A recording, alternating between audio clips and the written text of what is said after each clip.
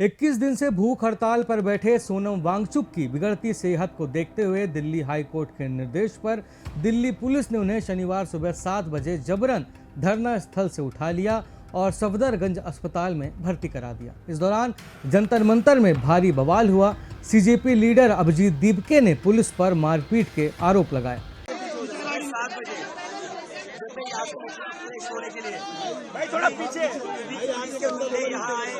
Sonam sir को घसीट कर गाली गलौज करके लेकर गए। 60 साल से जो इंसान है जो भूख हड़ताल पर बैठा हुआ था 20 दिनों से, 60 साल के इंसान को जो 20 दिनों से भूखा था उसको दिल्ली पुलिस गाली गलौज करके घसीट कर यहाँ से जबरदस्ती उठाकर लेकर गई। ये कहाँ लेकर गई हमें पता नहीं सब लोग। और जब मैं मेरे दोस्त के घर से निकल गया, जैसे मुझे ये खबर मिली, मैं जंतर मंतर आ रहा था, पुलिस वालों ने मुझे भी मारपीट की, मुझे भी सड़कों पर घसीटा और गेट बंद करके मुझे अंदर रखा और कहते हैं तू जंतर मंतर कैसा जाता है। मुझे भी दिल्ली पुलिस ने डिटेन कर रखा था, मेरे साथ भी मारपीट की, मुझे भी घसीटा गया रोड पर। और यहाँ पर जितने सारे स्टूडेंट्स हैं उनके साथ भी दिल्ली पुलिस ने मारपीट की। कहाँ पर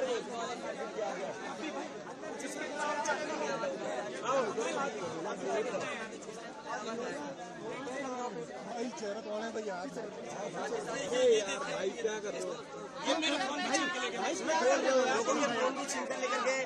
ये पुलिस ने, ये आरएसएस के गुंडे, ये दिल्ली पुलिस ने, ये आरएसएस के गुंडे 60 साल के इंसान को, इतने बड़े साइंटिस्ट को ये गाली गलौज करके सीट कर लेकर जाते हैं। मैं विदेश से अपने देश वापस आया था, मैं कोई क्रिमिनल हूँ? मेरे को इन लोगों ने सड़कों पर घसीटा, मेरे को सड़कों पर मारा इन लोगों ने। हालांकि दिल्ली डीसीपी ने दीपके के आरोपों को खारिज कर दिया। उन्होंने कहा कि पुलिस ने किसी प्रकार का बल प्रयोग नहीं किया है।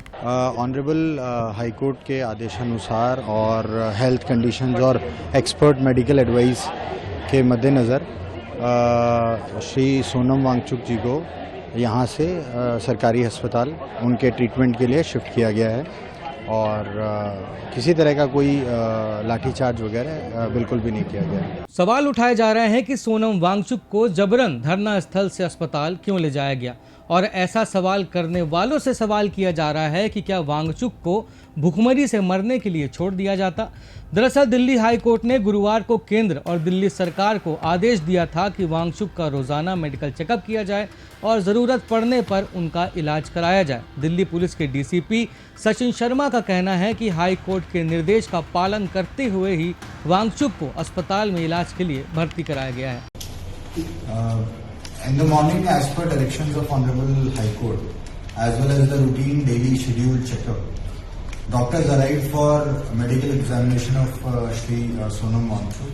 There was some obstruction caused by some of the protesters. This created some commotion also. Considering the delicate health condition of Shri Waangchuk, and on medical advice, he was taken to Safdarjung Hospital for medical examination and further intervention as required. Further, doctors have examined and assessed the health condition of Shri Waangchuk, where they have opined that due to prolonged fasting, he is weak and has signs of dehydration. He is under observation. Further tests are being conducted there, and his health condition is being continuously monitored under expert supervision. इधर सोनम वांगचुक की पत्नी गीतांजलि ने कहा है कि high court के निर्देश में कहीं भी वांगचुक को अस्पताल में भर्ती करने के लिए नहीं कहा गया था। वो अभी भी फास्टिंग में है। इस दौरान उन्होंने सरकार के प्रति आभार भी व्यक्त किया। This is as per the high court order. No, the high court order never was about hospitalisation. High court order ने बस इतना कहा है कि किसी भी इंडिविजुअल की हेल्थ बहुत इंपॉर्टेंट होती है और उसको रेगुलर इंटरवल पे मॉनिटर करना है, लेकिन हाई कोर्ट ऑर्डर ने ये नहीं कहा कि हॉस्पिटलाइज करना है। तो ये हाई कोर्ट ऑर्डर के हिसाब से नहीं है, ये नहीं हो रहा है। हाँ मैडम, आप अंदर गई हैं, क्या इलाज चल रहा है, क्या बता रहे हैं? नहीं, कुछ इलाज नहीं चल रहा, अभी जस्ट ऑब्जर्वेशन हो रही है और टेस्ट हो रहे हैं। हाँ। और वो भी हम बाहर की लैब से भी टेस्ट करवाने जा रहे हैं, क्योंकि जो हमने इनसे रिपोर्ट मांगी है नहीं दे रहे हैं। हाँ। तो इसकी और जो ये नंबर्स कह रहे हैं 2.9 हो गया पोटेशियम, वो कल 4.3 था, आज नहीं हो सकता। तो हम इसको क्रॉस चेक करना चाहते हैं दूसरी लैब से before we take any medication. कोई सलाइन तो वो नहीं, वो ना कोई इलेक्ट्रोलाइट्स ले रहे हैं ना कुछ। वो अभी भी फास्ट पे ही हैं। हाँ। उनका फास्टिंग अभी जारी है, क्योंकि वो कोई शुगर नहीं ले रहे हैं। वो जस्ट जो ले रहे थे पहले वाटर विद सॉल्ट वो ही ले रहे हैं।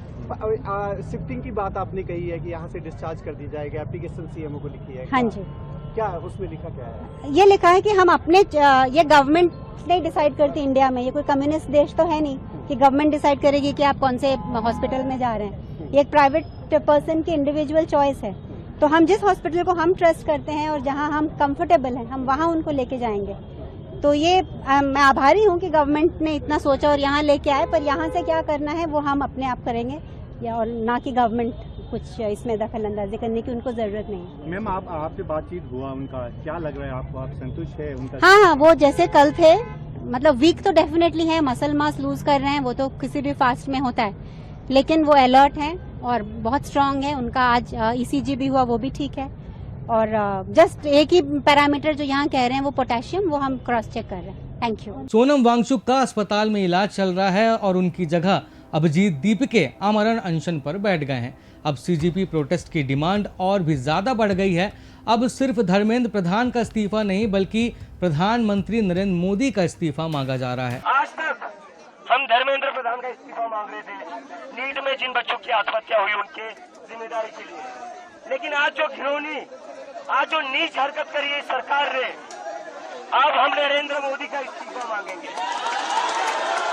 कल तक सोनम वांगचुक इसलिए अनशन पर अड़े थे क्योंकि उन्हें धर्मेंद्र प्रधान का इस्तीफा चाहिए था, और आज अभिजीत दीपके ने अनशन शुरू कर दिया है क्योंकि उन्हें प्रधानमंत्री का इस्तीफा चाहिए। हालांकि ऐसा माना जा रहा है कि दीपके का ये अनशन ज़्यादा देर तक नहीं टिकने वाला, इसलिए नहीं क्योंकि वो खाली पेट नहीं रह सकते, बल्कि इसलिए क्योंकि दिल्ली पुलिस ने CGP के लोगों को धरना स्थल खाली करने की हिदायत दे दी है।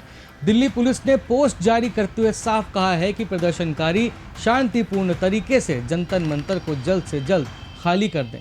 दिल्ली पुलिस का ये पोस्ट ये इशारा कर रहा है कि जल्द ही जंतर मंतर खाली करा दिया जाएगा। हालांकि CGP के लोग 20 जुलाई को, यानी जिस दिन संसद का मॉनसून सत्र शुरू होने जा रहा है, उसी दिन वह संसद तक मार्च निकालने की बात कह रहे हैं। इन लोगों को लग रहा था ये हमारा आंदोलन खत्म कर सकते हैं, कमजोर कर सकते हैं, कमजोर नहीं होगा। मैं आज से अपना इंडेफिनाइट हंगर स्ट्राइक शुरू करने जा रहा हूँ। दिल्ली के सभी लोगों से मेरी अपील है, देश भर के सभी लोगों से मेरी अपील है, अब ये आंदोलन आपको आगे बढ़ाना है, आप लोगों को इसकी ताकत बनना है। तो मैं सभी लोगों से अपील करता हूँ, सभी के सभी लोग जंतर मंतर आइए, यहाँ से हमारा आंदोलन जारी रहेगा और जो हमारा 20 जुलाई का मार्च है वो हम करके रहेंगे। अब जंतर मंतर में टकराव बढ़ चुका है, मांगे बदल चुकी हैं और अब आंदोलन का नेतृत्व भी बदल गया है। अगले 2 दिन बेहद अहम माने जा रहे हैं क्योंकि एक तरफ दिल्ली पुलिस धरना स्थल खाली कराने के संकेत दे चुकी है, वहीं दूसरी तरफ प्रदर्शनकारी संसद तक मार्च निकालने का ऐलान कर चुके हैं। अगर दोनों पक्ष अपने अपने रुख पर कायम रहते हैं तो 20 जुलाई को राजधानी में एक बार फिर बड़ा टकराव देखने को मिल सकता है। अब देखना होगा कि समाधान बातचीत से निकलता है या फिर सड़कों पर संघर्ष और भी तेज हो जाता है। शब्द सांची इस मामले से जुड़े अहम अपडेट्स आप तक पहुंचाने का काम करता रहेगा। आपको अपडेट्स मिलते रहें, इसके लिए चैनल को सब्सक्राइब जरूर करें। धन्यवाद।